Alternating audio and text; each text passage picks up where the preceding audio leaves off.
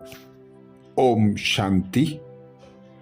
नवरात्रि का 8वां दिन हम भाई बहन विशेष जीवन परिवर्तन के लिए व्रत लेते हैं, तो 8वें दिन विशेष व्रत लेंगे।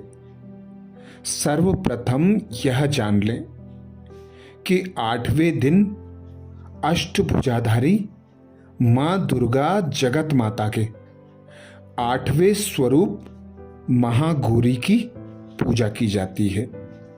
भक्त उनका आह्वान करते हैं, उनसे इच्छा मनोकामनाएं पूर्ण कराने के लिए, उन्हें प्रसन्न करने के लिए व्रत रखते हैं, उपवास करते हैं, नृत्य करते हैं, गीत गाते हैं, उनकी महिमा करते हैं और इच्छा मनोकामनाओं को पूर्ण करा लेते हैं।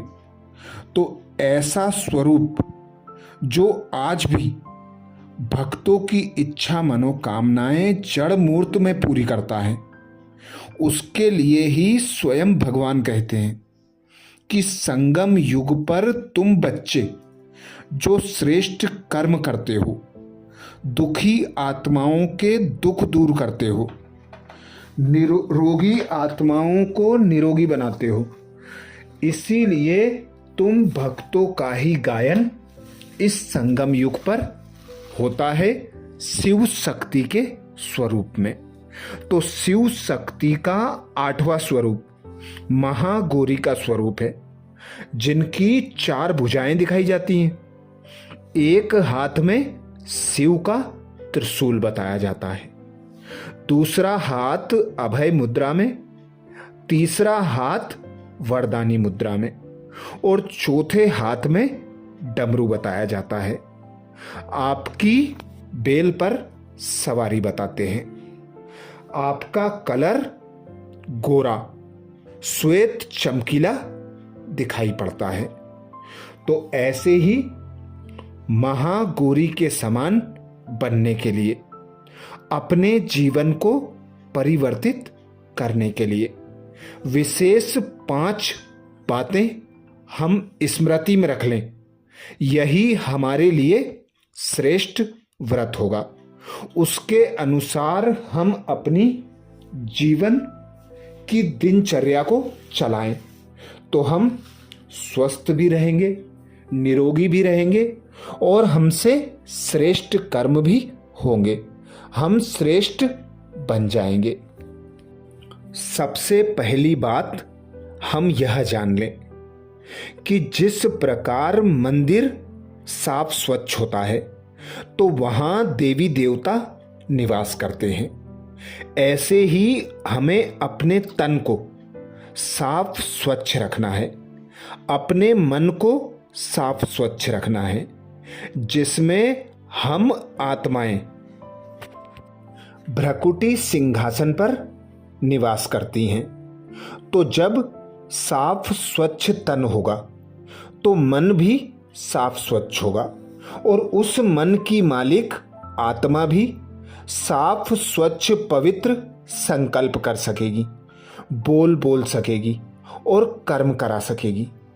तो साफ स्वच्छ तन के लिए हम सदा एक बात की स्मृति रखें कि तन को स्वस्थ रखने के लिए हमें जब भूख लगती है तो ही हम भोजन करें।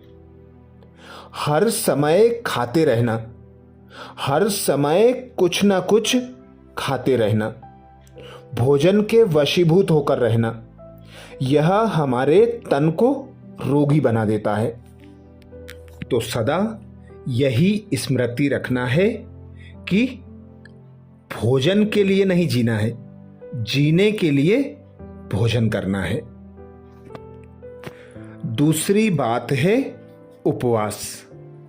स्वस्थ रहने के लिए सप्ताह में कम से कम 1 बार उपवास अवश्य रखें, क्योंकि 1 बार उपवास रखने से हमारे शरीर के पाचन तंत्र शक्तिशाली बनते हैं। उनमें जो भी मेल भरा होता है, जो भी कूड़ा करकट होता है वह निकल जाता है। अर्थात जो भी चर्बी के रूप में, सड़े हुए भोजन के रूप में अंदर बचा रह जाता है वह उपवास करने से निकल जाता है, जिससे हमारी पाचन क्रिया सुचारू रूप से चलती है और हम स्वस्थ रहते हैं। तीसरी और विशेष बात है, कभी भी हमें आलस्य नहीं करना चाहिए। सदा यह ध्यान रखना चाहिए कि नींद आने पर ही हमें बिस्तर पर लेटना है। यदि नींद न आने पे हम बिस्तर पे लेटते हैं तो हमारा तन रोगी बन जाता है, दर्द पीड़ा महसूस होने लगती है और यह आदत हमें रोगी बना देती है। तो जब नींद आए तो ही बिस्तर पर सोना चाहिए और सोने वाले बिस्तर को सदा साफ और स्वच्छ रखना चाहिए। कहा भी जाता है, परिश्रम करने वाला व्यक्ति कम बीमार होता है।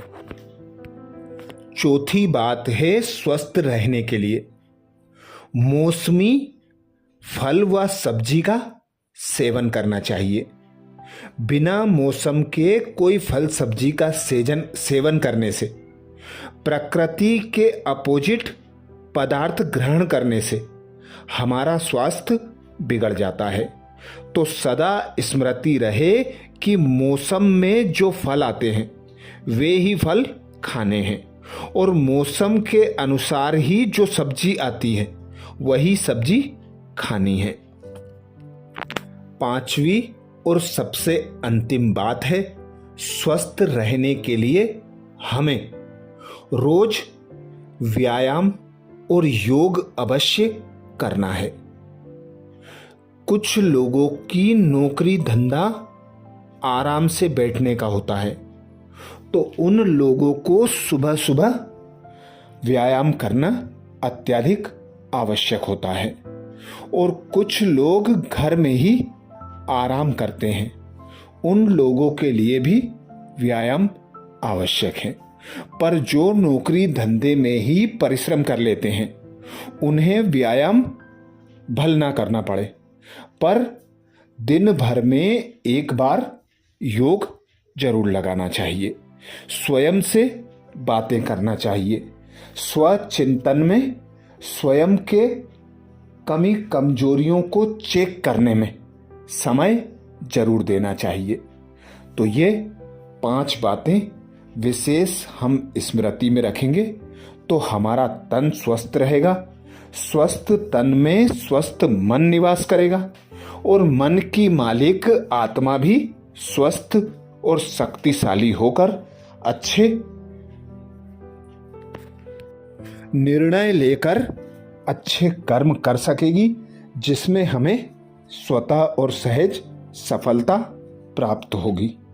तो विशेष 8वें दिन 8वां व्रत हम यही ध्यान रखें कि भूख लगने पर ही भोजन करना है। दूसरी बात, सप्ताह में 1 दिन उपवास अवश्य रखना है। तीसरी बात, आलस्य न कर परिश्रम अवश्य करना है। चौथी बात, मौसम के अनुसार ही फल व सब्जी ग्रहण करना है। 5वीं बात, व्यायाम और योग अवश्य करना चाहिए। अच्छा, शाम को नुमा श्याम के समय महागौरी के स्वरूप में स्थित होकर भक्तों को सकाश देंगे। ओम शांति।